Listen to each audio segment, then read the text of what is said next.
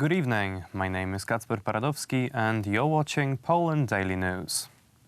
The Special European Council Summit, dedicated to the EU's next long-term budget for 2021 to 2027, ended in failure as the countries couldn't reach a compromise on the budget's shape and size.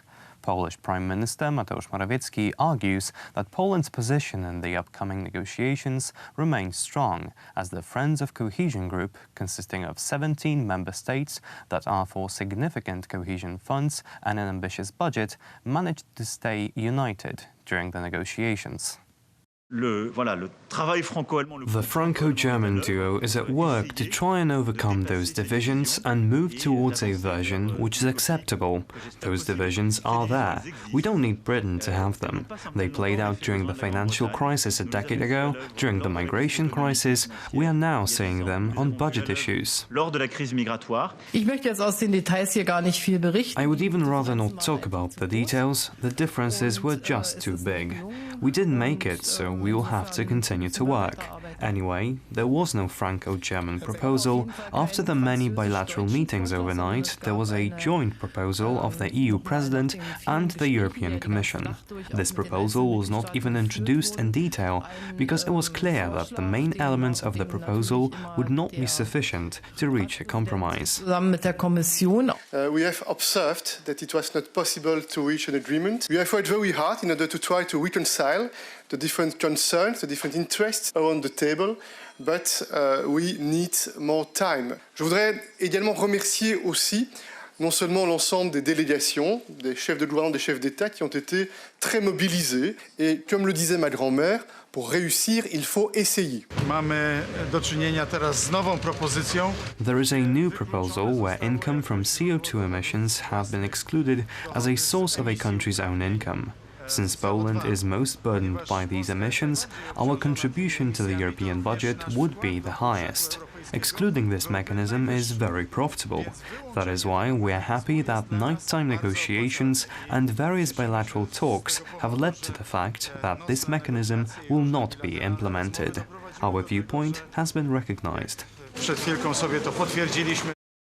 In journalism, there is a saying that it is not a news story when a man gets bitten by a dog, but when the man bites the dog. However, today, one of Poland's largest newspapers, Gazeta Wyborcza, spread fake news regarding the head of President Duda's campaign, Jolanta Turczynowicz-Kieryło, biting a man on the hand during the campaign for the local elections in 2018. The article, however, fails to mention that the man was actually an attacker who was choking a woman. Gazeta Wyborcza hit rock bottom today. It took the side of a man beating a woman against a mother defending her child. They hid the doctor's opinion that the perpetrator was choking me. They concealed the fact that we were attacked by a professional hater widely known to national media. The former Socialist Prime Minister, Leszek Miller, has apologized to the former President and Solidarity Trade Union leader, Lech Wałęsa, for informing Poland's richest man, Jan Kulczyk, that Wałęsa had been transported in secret to the Gdańsk shipyard strike by the communist secret police. TVP Info has published fragments of the conversation between the late Jan Kulczyk and Leszek Miller from 2013. The oligarch and former Prime Minister exchanged opinions about Andrzej Wajda's film Wałęsa, Man of Hope.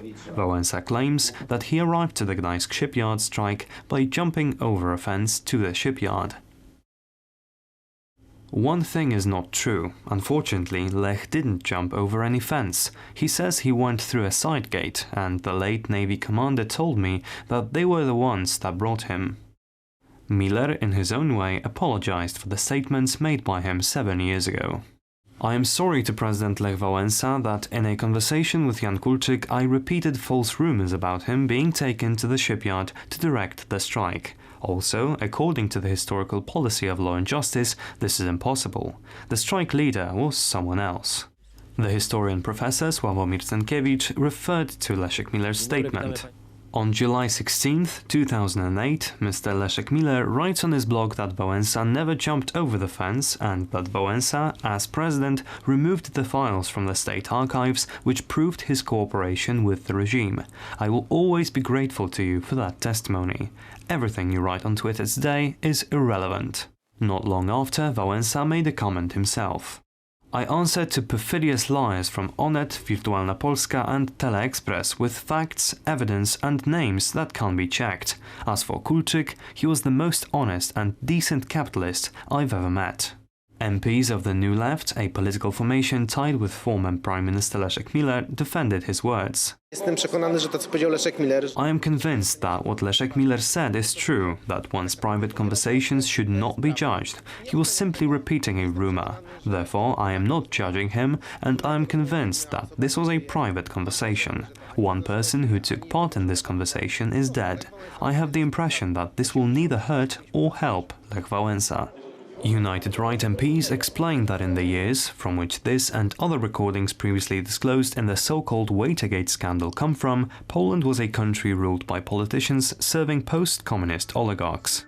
Every politician is transparent and should take responsibility for the words they speak. Sometimes it is good when the public opinion has the opportunity to learn the behind the scenes of politics, for example a situation in which politicians are really being honest, because you can see that the post-communist Leszek Miller is most often honest in private conversations. According to the documents of the Communist Security Service disclosed by historians, in the years 1970-1976, Lech Wałęsa was their paid informant, nicknamed Bolek. The former president has been denying this information for years. The novel coronavirus has now reached Europe, where the first large outbreak was revealed today in northern Italy. Schools have been closed down and public events cancelled, but the opposition, led by Matteo Salvini, argues that the government isn't doing enough to contain the outbreak. Streets are empty in the northern region of Lombardy as the Italian coronavirus cases count rose to 39 today, with 2 confirmed deaths. As the outbreak spread in the country's industrial north, Lombardy Councillor Giulio Galera and the central government have announced that they are considering new countermeasures. Regarding the situation in Lombardy, we have the confirmation that the area near Lodi, Codogno and Castiglione d'Adda are today the epicenter of the outbreak. We can say that with certainty because all the cases of infection we are observing had direct contact during the days of February 18th and 19th with the emergency room and the hospital in Codogno. The second Italian to die from the virus was a 77-year-old woman from Milan's Lombardy region who had been in the emergency room visited by the first infected patient in the region, a 38-year-old man from the town of Lodi. We agreed on a series of proposals that we submitted to the government, which has now withdrawn to deliberate. In the next hours, the government will communicate its decisions. Regarding the details which, as I said, will be given by the councillor, what I can say is that the overall number of infected people in our region has risen to 39. News of the second victim came hours after a 78-year-old man died overnight near Padua, in the nearby Veneto region. The man's wife and daughter were among a total of 12 people who have tested positive for the virus in Veneto. Members of the public say that it's important to take measures to stop the outbreak. The closure of public places is a good thing to keep the virus at bay. In fact, everything is closed. All hospitals and public places are closed. Public gatherings, including Sunday masses and soccer matches, were suspended, and schools and shops were closed down in an area southwest of Milan with around 50,000 residents, who were told by authorities to remain indoors. The opposition parties, however, say that it's too little, too late.